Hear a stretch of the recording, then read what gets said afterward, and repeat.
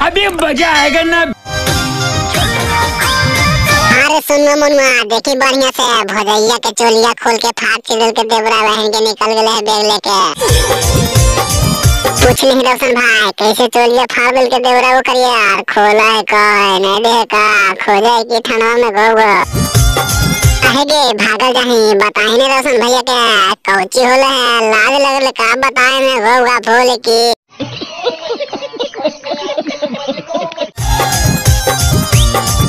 हाँ भाई बढ़िया से मिलने बढ़िया से चुम्मा चाटी कर नहीं आने हो तो यार कटिप घसघसा के चल रही है। बात तो सही है। दौड़ना तो पड़ता है। की परेशानी होलो चढ़ली जवानी में, की परेशानी होलो चढ़ली जवानी में बताही ने सब ठीक करे तो रोशन भैया ठंडा में गप गपा के।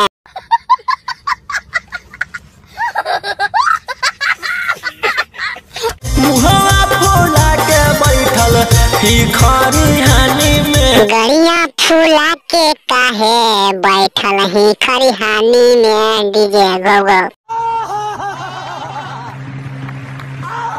की परेशानी होलो चढ़ली जवानी में। देखी बहन कोटा के एकरा पत्ते नहीं कौची परेशानी हुआ चढ़ली जवानी में, गोप गोप खोजे रोशन भैया भैया बाहर में चल गया। बड़ा हरामी हो बेटा।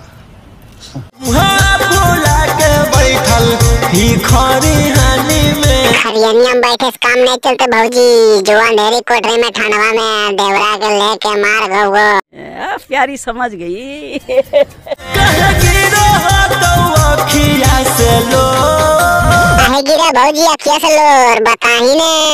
सैया गेलो सैया कहाँ गेलो भौजी बताओ तो जड़ी हमरा तू।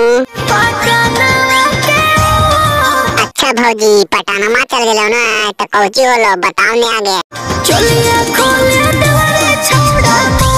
अच्छा चोलियन खोला भौजी, का दिक्कत है जी, फाड़ा उड़ाए ने चोलिया के ने तो बहन के बड़ी दिक्कत हुई थी जी, ऐसे भी ठंडा है बेचारा के गोप गाप कर दे रही तुम्हें आजरिया जीते। चलिए खोले देवरे छोड़ा ए भौजी पागले हो तो देवरा की बहन कोटा चोलिया खोला है, हम रहतियों ने ओकर जगह था मार के घप घपा देती।